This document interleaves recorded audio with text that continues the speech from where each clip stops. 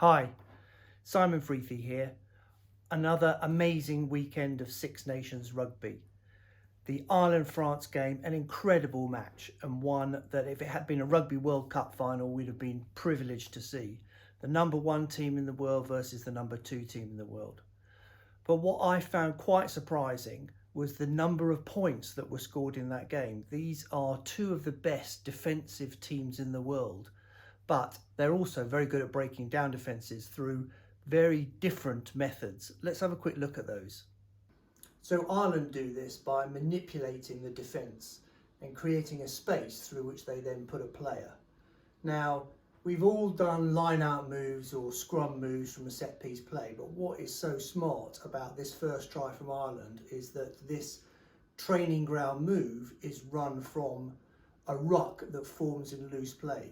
So clearly they've got a system where when there's a 20 goal line dropout to them, they're going to run this play.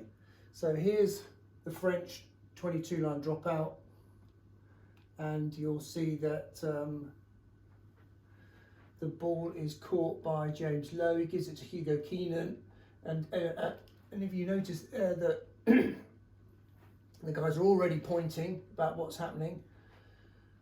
Let's go ahead, let's get this ruck sorted out. And here Hugo Keenan drops the ball off and then immediately heads over to the right of where he thinks that ruck's going to form. He didn't see that. And then the ruck forms. Now watch these three players here. What they're trying to do is to make sure that this player here doesn't get to this side. So they're trying to create this gap on this side of this ruck. And Peter O'Mahony, past master at creating such gaps. There they go. They make sure that this player cannot get round here. Then they're going to pass to Beelum, who's then going to drop it off onto the inside. There is Hugo Keenan coming through that gap. Now, if you watch this from the reverse, you can see the angle that Hugo Keenan cuts to make this work. Yeah, great try. It was a great try. Let's have a quick look at it from the reverse angle. Here we go. So look, Keenan's here. He's about to make this really impressive. So he's drawing the defence over this side. He's going to break onto the other side of the ruck. There he comes. Yeah, very smart piece of play. And this actually was a nice to get past Ntamack there. Was a nice sort of show and go to straighten him up. So that's how Ireland pulled defences apart. France, however, beat defences by keeping the ball in play and alive for as long as possible, so they are avoiding rucks being set. So a ruck is where a defence can then realign and reset itself. But by their fantastic offloading game, they prevent these rucks from taking place, which means that the defence is always scrambling. Now this, the first try that France scored is a good example of this. So actually it's Irish ball, they decide to kick it back, and they're all over the place, but he keeps the ball alive. Wayne Barnes gets in the way. That's a terrible pass, but he's still trying to keep the ball alive, looking for a gap, sees a gap. Okay, and he's immediately looking for an offload, which he finds. And the other thing is, look how many players are chasing.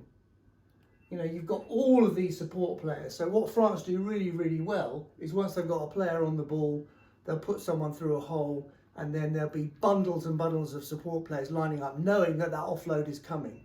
So they're there trying to make sure that the rucks don't form, and therefore that the defence can't possibly get back into line. And again, this is a great try. Let's just wind that back a little bit more. Let's have another look at these. Look at all these players. 1, 2, 3, 4, 5, 6, 7 players within passing distance of the ball carrier. Fortunately, he finds the very, very fast winger. But again, look, 1, 2, 3, 4, 5, 6, all waiting for the offload, should he need it. But he doesn't, he's through. So France, very different a tactic, but both very effective at breaking down each other's very well drilled defences. So for me, Ireland are really taking the game to a new level. To run set plays from broken play, not only does that require fantastic analysis and planning at the beginning, but then very high levels of skill and accuracy to deliver it on the pitch, but also a whole team understanding of this is going to happen now, this is what my role is, and getting everyone into place. So that team understanding, which only comes with hours and years of practice. It's taken several years for Ireland to get to this level.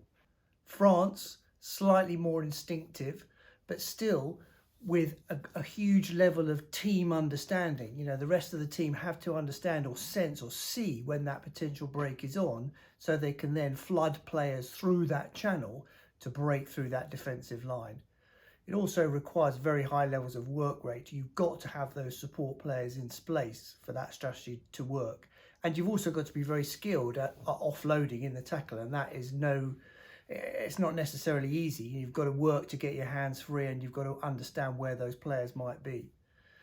I used to coach attacking in arrowheads, so where the ball carrier was at the front of the arrowhead, you wanted to try and get two support players left and right about 5 meters behind him, and then a further 5 meters behind that, another player left and right, so that as that ball carrier hits contacts, he's got players flying past him who he can pick and choose who to put that offload to. It's not an easy skill. Anyway, hope you appreciated this. Comments always welcome. See you next time.